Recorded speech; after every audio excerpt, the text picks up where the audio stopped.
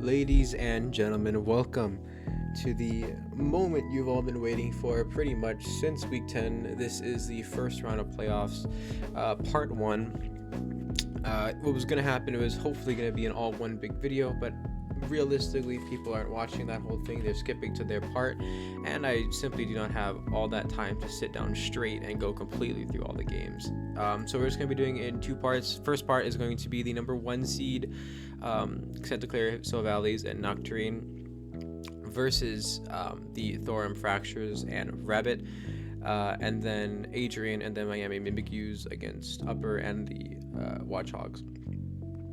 So as you can see, this is obviously the top 2 and bottom 2 teams. You will see the other 4 in the next video, hopefully tomorrow. The idea was to get them out in pairs today, but some things came up and it just wasn't possible today. So first 2 games coming out tonight, which is pretty good at least. So we're gonna get the ball rolling on this. As far as news, week 2, I'm looking for someone to analyze the games with me. Haven't found anyone. The finals, we're gonna have to schedule with the finalists because Pure and I are doing a live commentary on the game. So we're gonna be in there live. Everyone can join in VC if they want to. They're all gonna be muted, of course, except for Pure and myself, and we're gonna be commentating the matchup and the game live. So all that will have to be done, obviously, when the time comes for it. But for now, we are here in playoffs round 1. Starting off with the first matchup, we have the Santa Clara Valleys versus the Thorum Fractures. As you can see, the Fractures have Mew, Kingdra, Swampert, Rillaboom, Pelipper, Spiritomb, Passimian, Chatot, Steelix, Rabombi, Monferno, Pikachu, and the Santa Clara Valleys, who are no strangers to being analyzed on this channel, has Heatran, Togekiss, Superior, Toxapex, Giga Garchomp, Rampardos, Orbeetle, Honchkrow, Machamp, Licky, Rotom-Frost, and Wobbuffet. So right away, I actually gave... This is cool, we're going to get another type of insight to this because I actually helped Noct build for this matchup. And the big thing we are worried about here, if you look at the matchup from the Fracture side, is that they have an incredible amount of utility. They have an incredible amount of mobility. And, wait, it's not called mobility. What's it called? Momentum. They have an incredible amount of momentum. So the big hitters, obviously, Kingdra, Mew, Swampert, Rillaboom, Pelipper, Passimian, even Rabombi, Monferno, Pikachu all have momentum, which is a problem for the Valleys because outspeeding offensively, the Valleys have a slower team, topping off with Superior. So dealing with that speed, especially in the rain, it could be a serious problem. Another thing that's actually hilarious is that Pikachu with Thunder Surf, what was it? Thunder Surf, Draining Kiss, something else. Thunder Surf, something. Actually tore through this team because the only check that is really there is Heatran. And Heatran gets blown up by a Surf, so... and obviously in the rain, Thunder hits 100% of the time, so Pikachu was a massive problem. We were really worried about Pikachu. We were also worried about Volturn, along with Spike Stack, so we thought Mew could possibly be hazards and then momentum, and then the idea is just cycle through all of your force switches with Rillaboom, Pelipper, possibly even Passimian, and just keep clicking U-turn. Of course, around that, we thought that Toxapex would have a really good matchup because it lives one of pretty much everything and could be holding a Rocky Helmet. It just wouldn't be able to switch into Pikachu, and then potentially Garchomp could switch into Pikachu, but of course it gets lit up by a Surf, especially in the rain. So looking at the matchup, we decided Garchomp just does not come, and we had to work around the offensive power of the Fractures, but the Fractures had a really good shot. The original plan was going to be to stop momentum, Wobbuffet would come, but actually we believe that Spiritomb would have come. We thought Spiritomb was coming because it would beat both Counter and Mirror Coat, which were both really good options to stop the momentum. Obviously it lives any one attack from every single one of those momentum moves, most of them being physical, of course, being a little bit worried about Pikachu's Volt Switch. And then, of course, Mirror Coat or U-turn, because it would be doing so much damage, would completely blow up whatever switched in. So Spiritomb was definitely likely to come. You can't rule out anything in playoffs. Anything is possible in playoffs. There are creative sets people are thinking of from the very beginning. So we actually don't have the Pokepaste for Rabbitt's team. We don't have the Pokeballs for Rabbit's team because they deleted the team right after they used it. But we have this team, which is the team that Noct ended up bringing. So Togekiss with Citrus Berry, Super Luck, Bold Nature, Dazzling Gleam, Sub, Toxic Roost with the Citrus Berry. The idea here is to beat the Spiritomb. Obviously, Spiritomb could be a serious problem, especially if Rabbt is going to take the lead with that momentum. Citrus Berry Togekiss lets him live. Obviously, a big Poltergeist at a boost, and then Poltergeist obviously won't be doing anything. Subtoxic Roost just sticks around for a while and gets Toxic off on pretty much everything. It also checks Rillaboom. Of course, we're worried about U-turn, but it will beat Rillaboom one-on-one every single time. We get a sub and Toxic something for free. Heatran with the eject button is here just to get in something else. Heatran is good, but it's not super great. Nature Power is there to take advantage of both the Steel field, which they played on, that turned that move into Gear Grind, which has wait, no, is it Gear Grind? It has the one that has multiple chances to hit, or has 2 chances to hit, and that would stop Rabombi from setting up webs, or not stop Rabombi from setting up webs, but it would remove Rabombi, sash Rabombi. Explosion's there just for bomb. Stealth Rocks is still good for us, or for Noct. Earth Power, Nature Power. Earth Power is for Pikachu because we were really worried about Pikachu. Nature Power is to take advantage of additionally the grassy terrain that Rabbt could set up, which is nice. The defense and bold HP, or the defense bold, is calced to live a, I believe, Jolly flip turn in the rain, which is awesome. Superior is carrying the Coberry with the contrary nature, also running Sub, Defog, Leaf Storm. Sub is obviously, you can see a big theme on this team. Licky Licky is Clown 9 to try and hold off the rain with Knockoff, which protect Power Whip. Pretty self-explanatory set. The Toxapex is the Cancer set, so that is a Subtoxic Toxapex, people. If you haven't seen it, here it is. It's very creative, very intelligent. I like this a lot.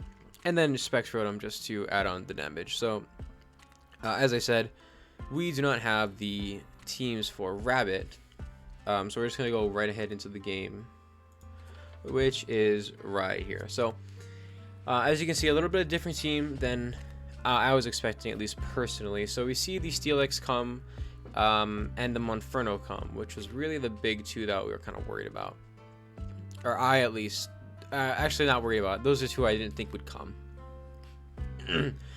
Big weight off the shoulders, no Pikachu, which is ridiculous, especially because I actually considered later on that Pikachu could run Focus Punch to hit Chonk Licky Licky, which would have been hilarious. But as you can see, there's obviously no Pikachu on the field. Looking at the lead matchup, right away, you can obviously identify Rillaboom is pretty darn good after, well, it's really good, assuming it doesn't get paralyzed by Superior. And as soon as you can get rid of Togekiss, which is possible, but it is really good against these 3 in the middle here.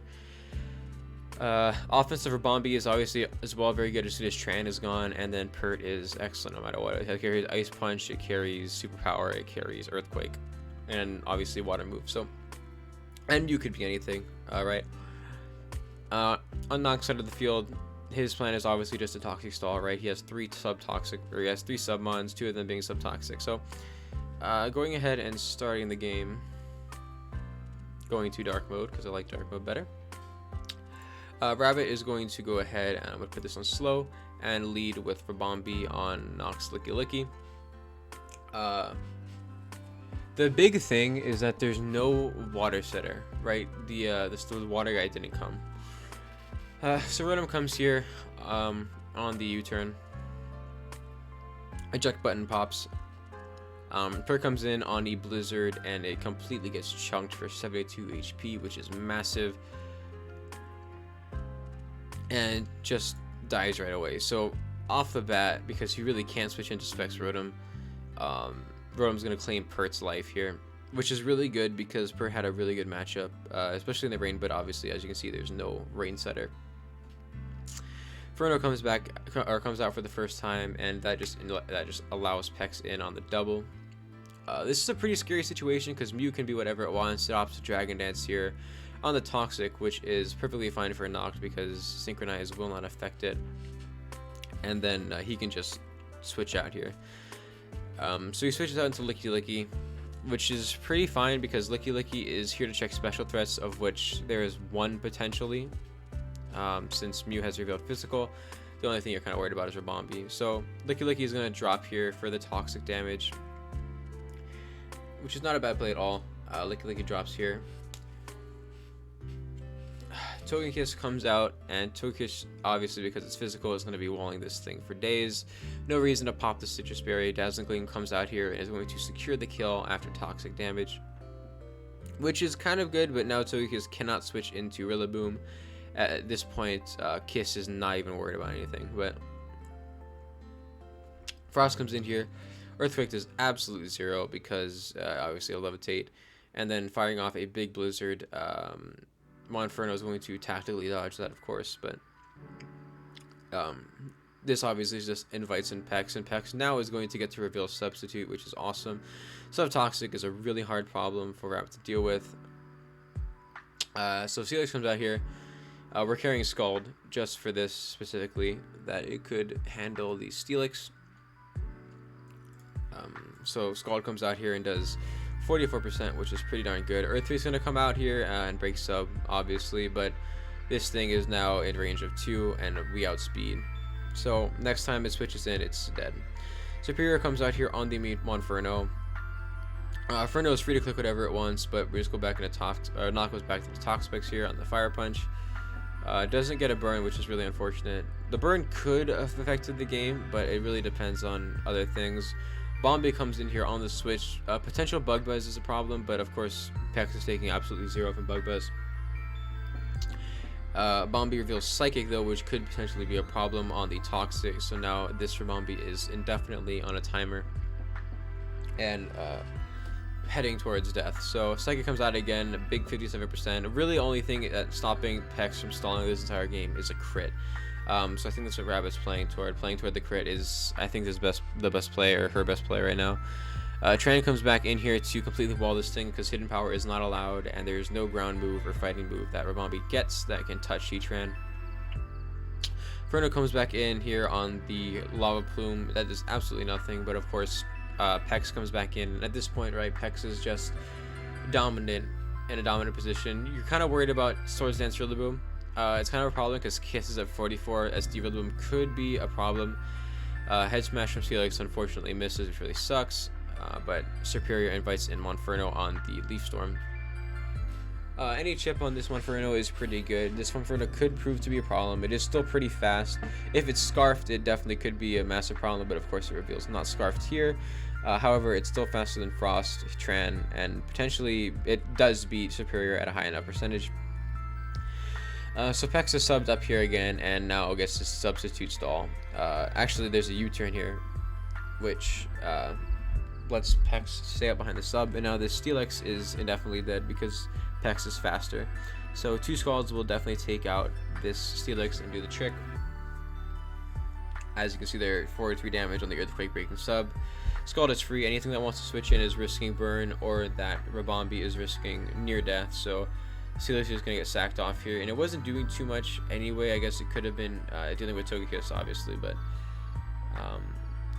yeah, so Rillaboom comes out here. The only thing you're worried about is Swords Dance because that Togekiss is a little low, but Rillaboom goes ahead and throws out the high horsepower on the Toxic. So now this Rillaboom is on a timer. The only thing that's not on a timer is Monferno, and that gets beat by, I believe, Kiss and Pex at this point, but Cycling Regenerate is the best play. So that Pex is going to come back out big. Monferno's going to miss a Toxic, which actually really sucks because Rillaboom could have had a potential chance to go in after that. So Monferno is going to fire up the Fire Punch, and the Citrus Berry is going to pop. Obviously, Citrus Berry did not come into play because the what is it called? The Spiritomb didn't come. Monferno is going to land the Toxic now, which isn't too big of a deal as long as it stays within a relatively high enough HP to deal with Rillaboom. Currently at 69%, which isn't horrible. Yeah, straight to Polter. So Dazzling Gleam comes out here, and Monferno is obviously and definitely on a timer. Everything on his team is on a timer, or on her team is on a timer, while Noct always can go back to Pex and potentially even Tran to completely wall the Rabombi. So Togekiss needs to get out of this here, I think. Yeah.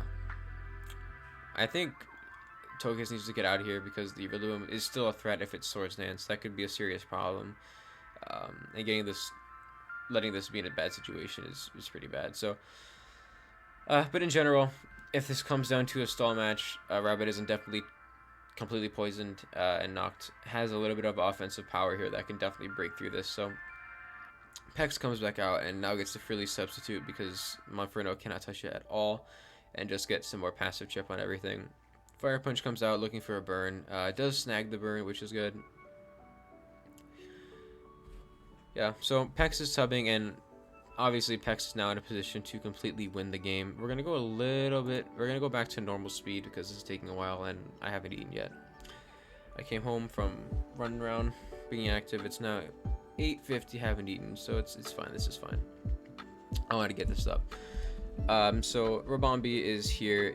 It can take a Psychic, but risking the Psychic isn't the biggest brain play. Switching into Superior, letting it take a little bit of damage, and then being fine is definitely way better. Serp comes in on the substitute just to get some more toxic damage off, fueling the third Submon. And Pex is going to come out and pretty much has the game locked and loaded alongside Togekiss because Togekiss is 70 HP now. So overall, just clicking Scald here is the best play. CC comes out here, but it doesn't really matter. Sub is just the safest play if you wanted to go Rillaboom and is SD. There's potential there. So Pex is going to heal up here and put itself in the best position possible to deal with this Rillaboom. His SD Rillaboom potentially still is a problem now that Superior is that low. But Rillaboom is just going to click High Horsepower and break the substitute, which could potentially be a bait for a Swords Dance. We never know. But there's just High Horsepower being clicked over and over again. So assuming that this is banded, Noctaz is completely locked away as Togekiss is completely immune to the attack. Yep, and Togekiss comes in here. Both of them are on a timer, but Rillaboom cannot touch Togekiss at all. And that is going to be the end of the game. So, good game to Rabbt, of course. I just think the matchup that Noct brought was just very good against this specific matchup here, or this matchup. I do think that overall it was just a rough game. Rabbt built in like 5 minutes, I'm pretty sure she said, so it is what it is. That is going to be the first game of playoffs, locked and loaded, and a 51 turn game. Pretty good start to playoffs. Moving on to the Upper and the Adrian game. So taking a look at the teams here right away. What time is it? Almost 9. We're fine. Tornadus. Obviously, both of these teams have been on the game of the week before, so they should be a little familiar if you've been keeping up with that series. Tornadus, Darien, Megalopony, Galarian Slowking, Slurpuff, Swampert, Arcanine, Copperedra, Grookey, Gogoat, Hydreigon against the Watchog, Salamence, Melmetal, Gardevoir, Hippowdon, Dracozolt, Roserade, Flareon, Turtonado's Crafty, Quagsire, Guzzlord. This is pretty amazing considering that we had the Watchhogs ranked dead last in the PRs. That they've made it all the way to playoffs in the, I believe, 7th seed is pretty awesome.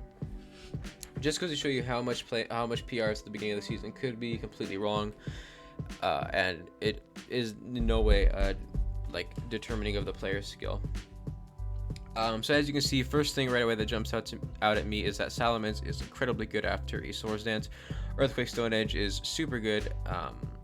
Potentially the Grookey could be a problem if it wants to have Grassy Surge, but Grookey this game is kind of like, I mean, Grookey in general is kind of like oof. But Grookey could be good this game. Grassy terrain is a problem for Earthquake spam if that's the case. Gogoat is also potentially an Earthquake stand, but Dragon Dance, Stone Edge Earthquake, and then Dual Wing Beat to stop Gogoat could be pretty massive. Melmetal is obviously always good. It's hard to switch into, but Mimikyus definitely have a good switch in, or a great switch, potentially good switch in Arcanine with Intimidate and the Fire move. As you can see, the Watchog seems is incredibly physical, and switching into a what's the move? A Will-O-Wisp is potentially a problem unless Flareon comes. I mean, Gardevoir can take it, but at that point your Gardevoir is just getting chipped, and Slowking Galar switches in pretty much all the time for that thing. So I'm not sure too much on the matchup. I didn't totally like, they didn't give me a breakdown of what they were thinking on the building or how the process goes. First glance, also Megalopony looks incredibly good. Triple Axle is really good. Potentially the only thing stopping it is that Quagsire. Torn is also very good here. The reason the Watchhogs were so low is partially due to the fact that they did not have a very good special wall. And that is something that Torn can really abuse this game. Torn and Hydreigon can really abuse this game. Dragon's a little slow, but it's definitely faster than, you know, a lot of these guys. And it can definitely get the jump on Salamence, which is awesome. So, yeah. That's my initial analysis. Dracozolt is also pretty good. Boltbeak's really good this game. Potentially, after Arcanine is gone and Swampert is gone, it's very good, especially in the sand, or if it just wants to be Scarfed. Hippo's pretty good, but yeah, obviously beating that special, especially defensive weakness, is going to be a problem. Has to kind of come through firepower. So, taking a look at the team that Adrian built against Uperog, you're going to obviously see the big ones. So, Tornadus comes, Timid Nature, special attacking with Rain Dance, Weather Ball, Hurricane, Focus Blast, which is a really cool tech. Rain Dance, I believe, is there to hit the Flareon, I guess, and the mainly, I believe, the Hippowdon, because Hippowdon sets sand. Tornadus can dance the sand away and then click Weather Ball, which is really cool. This is okay. Let's talk about Lopunny. So Lopunny comes Adamant Nature, Toxic, I believe, to catch the switch in, which is the Hippowdon, right? So Hippowdon switches in. Obviously, it's not running Axle, so switching it on the Toxic is really good, chipping that thing down, whittling it away. Slurpuff is his favorite set. This has come like a million times, which is the Prism Skill Unburden Slurpuff set with Calm Mind and Draining Kiss, Energy Ball, Flamethrower, or Calm Mind plus coverage, pretty much. Calm Mind, Draining Kiss plus coverage. Mixed defensive perk comes with Rocks, which is really cool. No momentum from the Rocks, but that's totally fine. Not a lot of momentum in general. No momentum, actually. Zero momentum, so really relying on making good plays here. SD Slowking is going to come with physical defensive. My guess is that's calced to comfortably live Psyshocks and then fire off either Future Sights or Sludge Bombs. A physically defensive Utility Umbrella. Arcanine is for the obviously the sand, possibly that can go up on the other side of the field, or the rain, which is going to affect the Morning Sun either way. So Utility Umbrella helps that Morning Sun recover all the way to the top. Toxic Flamethrower, Will-O-Wisp, very basic set here to primarily check the Melmetal. Upper team right away is going to be Toy Scarf, Intimidate, Salamence with Wing Beat, Outrage, Earthquake, Dragon Claw. Just has good coverage to hit things differently after a few things go away. The Salamence could be great, or it could be a good surprise to catch him off guard. Maybe he is too worried about, Dragon Dance or whatever. Then we have Timid Max Special Attack, Gardevoir, Hyper Voice, Focus Blast, Psychic Energy Ball, very basic set. Here's to just hit things and hit things hard. Hippowdon is here, obviously physically defensive with Rocks Whirlwind, potentially to help get some chip off on the Tornadus. I don't see any knockoff users though, so maybe he's perhaps betting on the fact that there is no boots, or just to get chip in general, which is always good. Dracozolt is Sand Rush, obviously Bolt, Beak, Fire Blast, Draco, Low Kick, very basic set. Little bit of special attack, mainly physical attack though, obviously with Expert Belt. Then we have Lefty's Melmetal, Big Boy Adamant with Double Iron Bash, Hidden, High Horsepower, Ice Punch, Protect, and then Turtonator with Boots, Will-O-Wisp, Flamethrower, Scorching Sands, Draco Meteor. So, very cool teams. I'm not sure what the Chinese sets are for, completely. I'm not gonna lie to you. I'm assuming this is to outspeed, obviously, certain things, to live a few attacks, but I can only guess, right? Moving on to the game. Alrighty, so this is the game here. Adrian against Upper. Obviously, we went over these teams. We kind of know what's going on here. Let's go off dark mode on. Looking at the lead matchup, Gardevoir is pretty good right away, especially considering I believe it was carrying Grass Knot. Let me go ahead and double check that. Yeah, I was carrying Energy Ball. Similar thing. So Gardevoir is a pretty darn safe lead here. You're potentially only worried about this thing lead, and then if this lead does lead, you can double out into a Powdon and just get your sand up right away. For Adrian, I think that the Tornadus is a pretty safe lead. I think as upper, you're potentially worried about Icy Wind.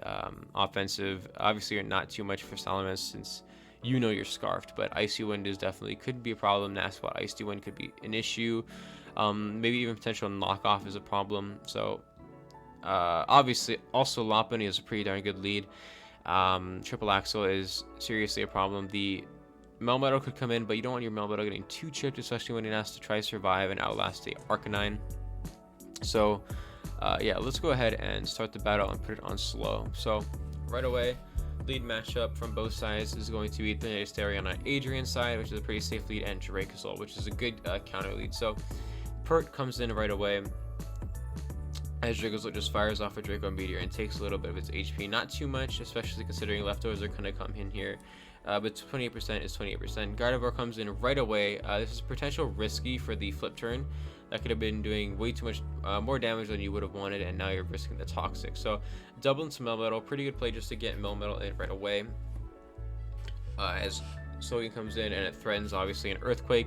Horsepower, I'm assuming, is exclusively for the Grookey if it came. Otherwise, you run Earthquake. So DIB comes in here on the guy here. I think Teleport would have been awesome if Adrian had it, but obviously he doesn't. Morning Sun comes out here right away. You want to keep this Arcanine as healthy as possible. It is here to beat Melmetal, nothing else. And Upper is going to let his Melmetal get burned right away, actually, as it does 23% with high horsepower. So as you can see there, it was a potential 2-hit KO. I think that maybe what would have been the better play. Actually, I won't comment on the better play. I think in prep. Oh, that's an unlucky burn.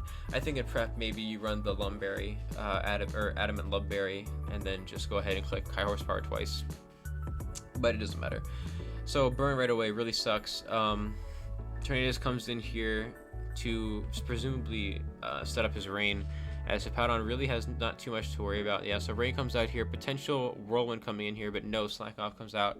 And now look at the position that Upper's in with no real special wall to speak of. Melmetal switches in here because it's burned. It's pretty much the most useless member of the team, and Weather Ball is going to be doing 50%, which really sucks. Potential play from Upper is to go Hippowdon, but he kind of needs the Hippowdon healthy. Protect comes out here. It's just going to stall out another turn of Rain, which is I think what he's after. But yeah, Melmetal Protect is just stalling the inevitable. He's going to let Melmetal go down here since it is kind of the least valuable member, is the slowest, it's dying to everything, and it's burned. So Melmetal comes down here. Salamence reveals Not Boots and Intimidate at the same time, so potentially, which that really sucks actually. So Hurricane hits, obviously they're on the mounted field, so that does more damage, I believe. Salamence is now really low, which really sucks because the dual wing beat missed, and now the young brain gets to just come in and eat that and get another regenerator. So wing beat comes out again, but is going to be lived comfortably on the ice beam. So Salamence is now down. It is 2-4, or 2 down for Upper, so 6-4. Really bad situation for Upper, but now this thing is in a bad position as Gardevoir gets to come in and click whatever it wants. Psychic comes out here, completely removing that, and now Adrian is kind of forced to beat this one with offensive power, which he has a lot of. So Lopunny comes in here as Turtonator switches in, actually. I believe on the Toxic. Nope, on the Fake Out, which is good potential, just good chip. Toxic is revealed here on the potential Cell Smash, which is really good just to put the thing on a timer for sure, install it out. But Upper is going to go ahead and reveal Will-O-Wisp, which is really good prep. So Biscuit comes in here and is risking the Will-O-Wisp again, but Hippowdon comes out, which is really bad because this thing obviously has a Grass Knot, as we saw. So Biscuit's at +1 in both attack and special attack. It has the Unburden boost. Potentially can set up a Calm Mind, but Energy Ball comes out here and just does 76%. Whirlwind is out, so that's really good, as Whirlwind is going to remove those stat boosts, which is nice. Powdon is pretty much dead. As you saw, the Utility Umbrella will help Morning Sun. Oh, actually, maybe it doesn't work that way. Maybe I'm tripping. Perhaps the Morning Sun was just to not negate Will-O-Wisp damage, unless that's how much it's supposed to heal, and I'm just an idiot. But Scorching Sands is coming out here and is not going to snag the burn on Skipper, who is not able to fire off a flip turn. It's going to have to click a Scald, just do a little bit of damage to Turtonator, risk another burn, or actually ensure another burn, which kind of sucks actually. So now there's this position where if this thing is Earthquake, Zolt isn't taking too much damage from it. It's only revealed Scald so far. It could be Scald Earth Power, you never know. Gardevoir comes out here and does not get burned, and is now threatening out with Energy Ball, which is going to come out here and ensure the kill. So now it is 2-2. It is even up, but obviously Adrian is in a slightly better position here. Lopunny comes in here threatening the fake out. Gardevoir is going to stay in and just live the fake out. I just eat it. And now is going to be forced out again. Now, the burn is obviously a huge problem. Frustration comes out here and is going to take out the Gardevoir, which is a good play. I think the only thing it was really killing was Arcanine, but Dracozolt is... Actually, I think sacking this was better, but I'm not sure. I need to think about it more, but I have no time to think. So Tornadus comes out here and is going to be able to threaten the water move again, which is really good for... obviously Adrian. Dance comes out here on the Whirlwind, which kind of sucks, kind of doesn't. Lopunny comes out here, unable to Toxic this Hippowdon, so Hippowdon's actually in a better position to just either A, click Whirlwind again, or B, heal up. So he's going to opt to heal up, which allows Tornadus Therian in with Rain Up, which kind of sucks. So now he's going to sack this Turtonator, which is the best play. It's the only thing not doing anything at this point. Zolt is coming in here with no immunity to Bolt Beak. Bolt Beak is incredibly free. Actually, I think the play there is to go Dracozolt because you outspeed the Arcanine. It switches in potentially to your Bolt Beak after Rocks and the Bolt Beak chick. Any special attack that you have on there should be able to kill indefinitely. And then after that, you can sack off the Hippowdon and bring the Dracozolt back in and just spam Bolt Beak, because he would need to cycle his fake outs at that point. I think it's still a losing situation, but I think it's definitely feasible to win that way, especially with Dracozolt 100%. So Hippowdon is out on the field now, and the sand is not up. So switching out, and now Adrian is in a position to heal up his Arcanine once again, and Hippowdon is not doing a ton of damage with Earthquake as it is burned, and this is a physically defensive guy after Intimidate. So Lopunny comes back out here. I think one of these times you have to switch into Dracozolt. I think that time to switch into Dracozolt was before, obviously, but I think, you know, we have to make a move on Dracozolt here. But switching to Tornadus doesn't really matter because he just gets to set up Rain again. So tough situation to be in for Upper. Yeah, really tough situation to be in. Biscuit's going to go ahead and fire off the Energy Ball and do 50% on the Whirlwind. Upper is saying in chat just to kill his guy. I think he's just kind of surrendered hope at this point. So Rain finally goes down, which is kind of good, kind of bad. A Flamethrower pops here on the Slack Off. So he's trying, but not. He's not trying, but he is trying. You know what I mean? Arcanine is pretty much useless this game other than to get the Intimidate off on the Dracozolt, which could be potentially good. But again, Dracozolt is running through this team if Sand can get up. So Hippowdon is really valuable still yet. He's going to keep cycling these attacks here, these Whirlwinds, feasibly forever. Hurricane comes out and kills Hippowdon. So now Dracozolt is coming onto the field with no boost in speed whatsoever. Not the biggest of deals, but it is potentially slower, I believe, than the Slurpuff. No, it's not. So Bolt comes out here. Arcanine, yeah, so this is why you want the Hippowdon alive, so you can switch back in after you kill this Arcanine. Because Draco Meteor kills, then at this point, one of these two guys comes in. And if it's Torn, you stay in and click Bolt Beak again. If it's this thing, you sack off the Hippowdon for your Hail, and then for your Sand, and then you keep clicking Whirlwind until this dies, or it dies, and then you bring this Dracozolt back out because Lopunny is going to eventually die to Burn and Rocks. Zolt comes out with the low kick, and of course this would be a losing game. Actually, so Dragazol is going to live this weather ball, which really is amazing, but not kill with Bolt Beak because of that attack job. So that's really unfortunate, as Upper is going to lose this game 1-0 to a 33% Tornado Styrian. So really great game by both teams. I definitely think Upper could have pulled it together at the end and pulled the win out, but it is what it is. It happens. Awesome representation of the playoff coaches, though. All teams, really great. And my voice is getting tired. So that is going to be it from me for today. Goodbye. God bless. Have a great day. Look forward to part 2 tomorrow. Look forward to the semifinals and, of course, the finals. So stay tuned for that. Goodbye. God bless, and have a great day.